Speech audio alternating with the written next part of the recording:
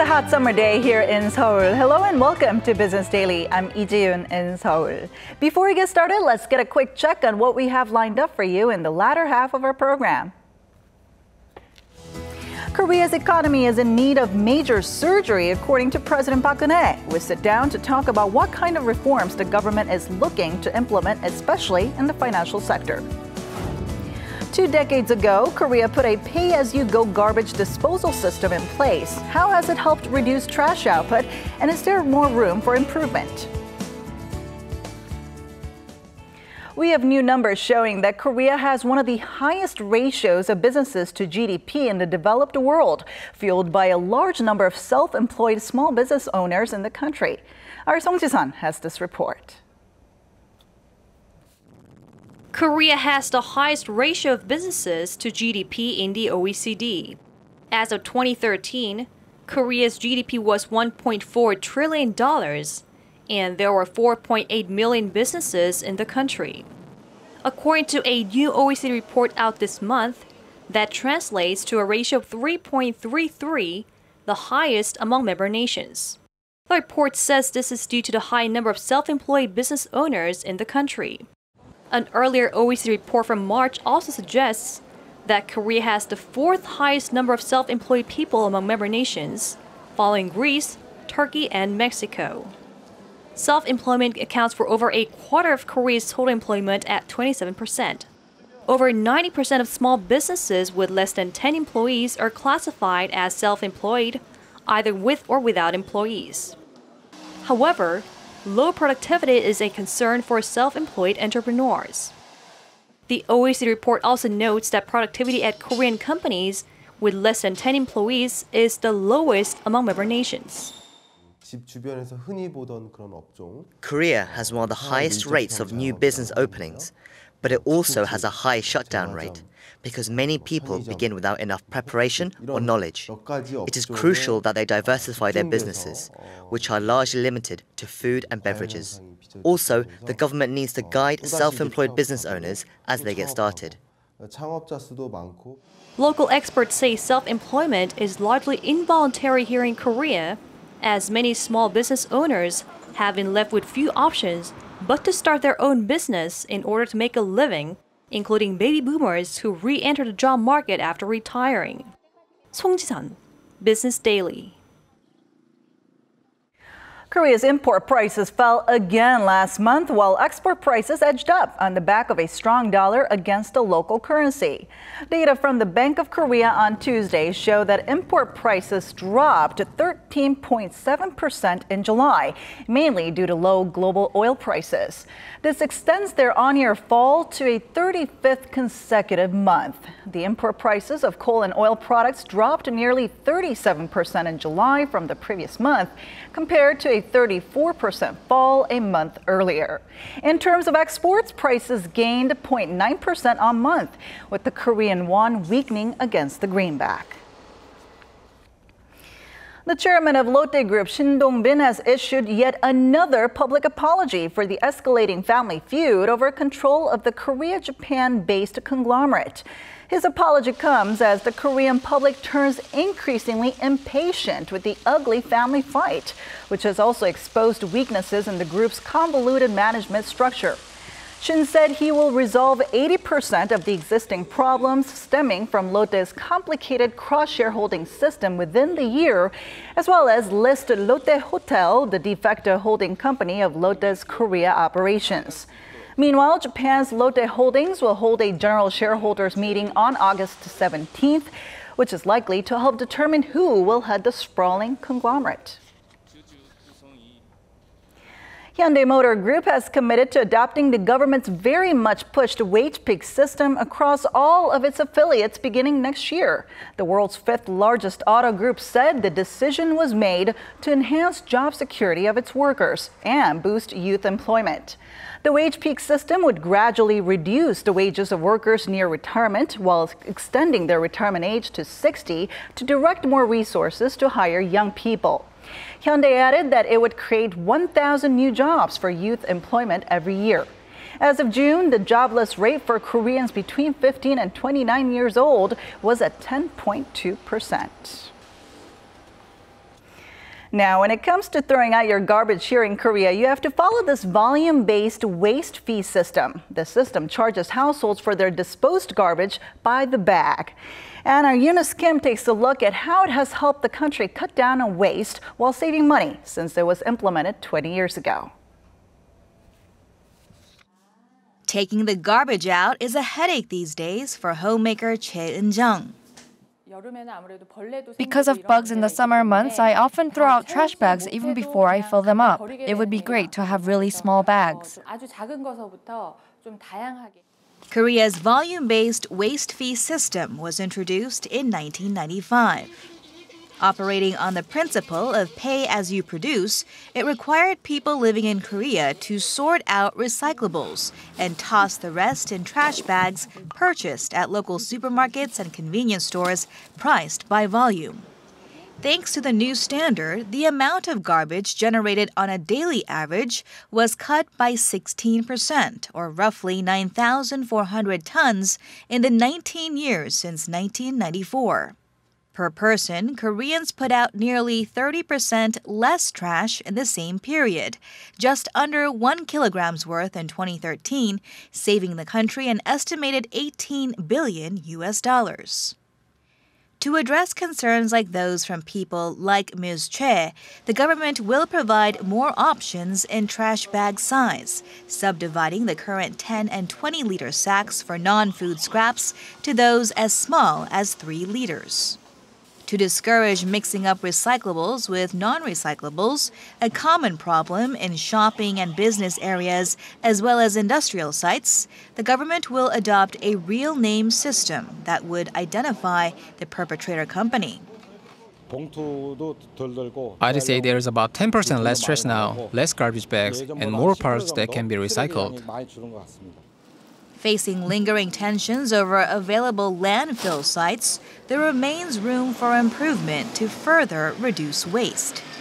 But the pay-as-you-go garbage system, implemented 4th in the world after Switzerland, Germany, and Japan, is considered one of the country's most effective environmental moves yet. Eunice Kim, Business Daily. And now let's check on how the markets fared here in Seoul today. Seoul shares dropped on this Tuesday. Despite a strong stir earlier in the day, investor sentiment was weighed down with the news of the depreciating Chinese currency. At the closing bell, the benchmark Kospi was down 0.82%. Finishing the day at 1986.65.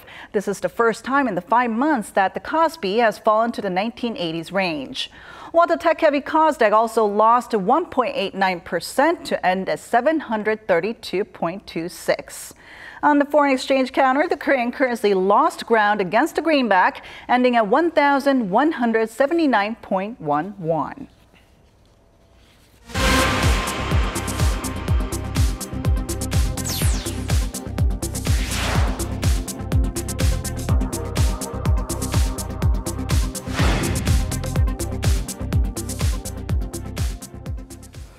Last week, President Park Geun-hye promised to continue with their push for reforms in 4 areas: the public, education, labor, and financial sectors. And now, all eyes are on whether these reform plans will be able to bring new growth momentum to Asia's 4th largest economy. Let's take a closer look.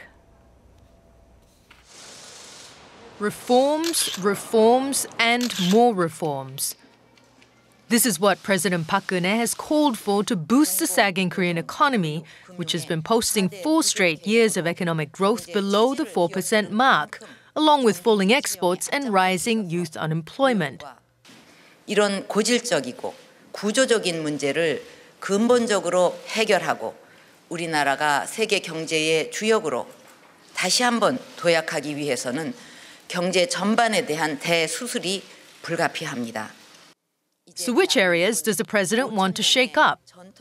Labor reforms like implementing the wage peak system top the agenda, through which he hopes to step up fairness and flexibility in the labor market.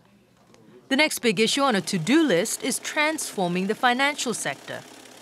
우리 경제의 재도약을 위해 경제의 혈맥 역할을 하는 금융 시스템을 개혁하겠습니다.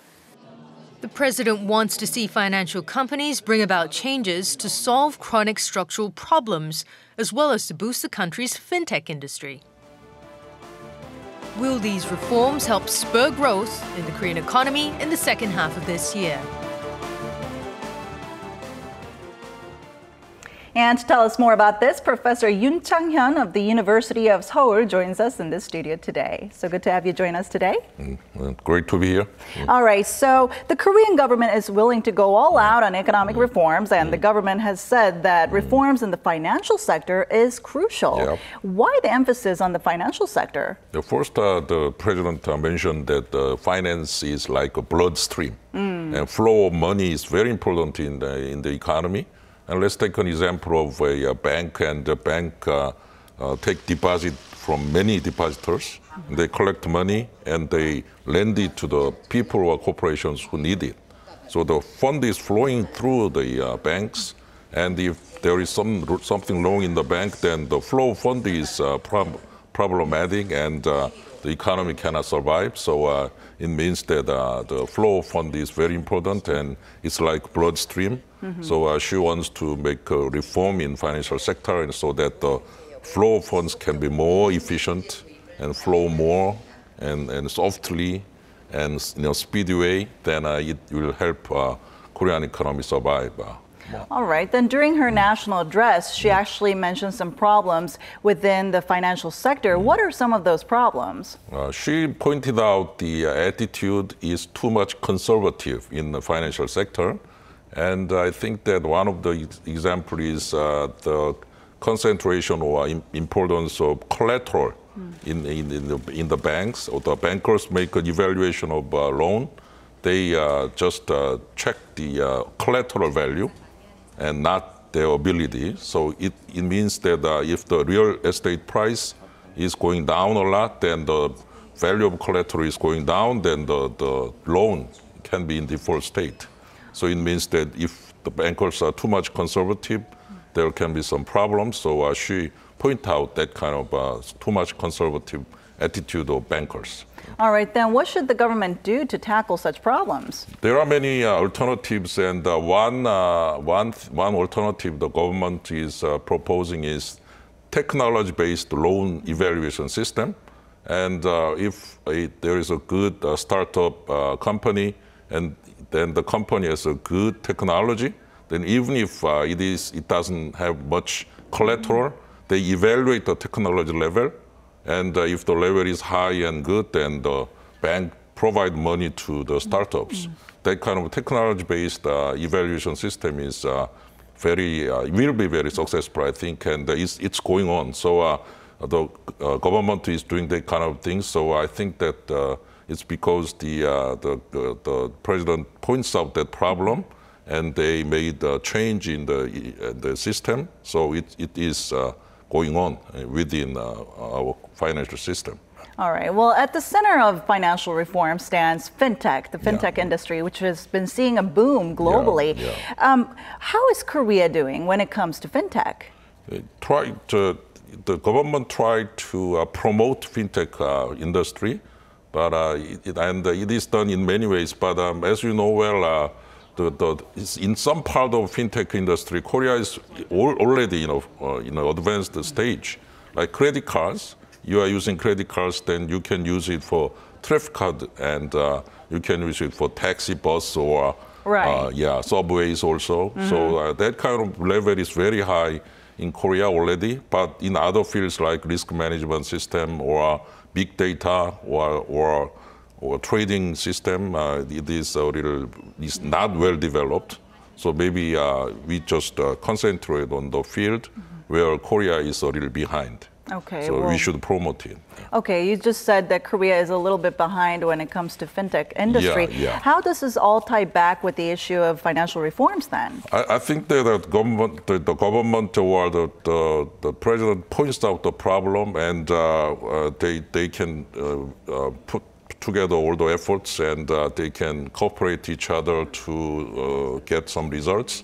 And one of the results can be big data problem. And if the government deregulate collecting data, even if there are some problems in the privacy, if the protection level is high, then I think that they can collect more data and use it to make good services.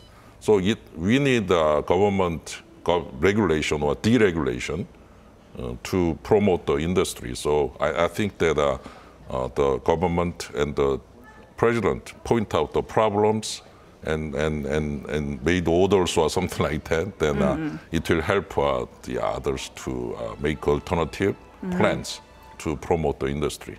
All right, then what kind of economic benefits can we expect from these financial reforms if they're put in place? Yeah, well, as I already mentioned, the flow of funds is really important. And the startups need some angels.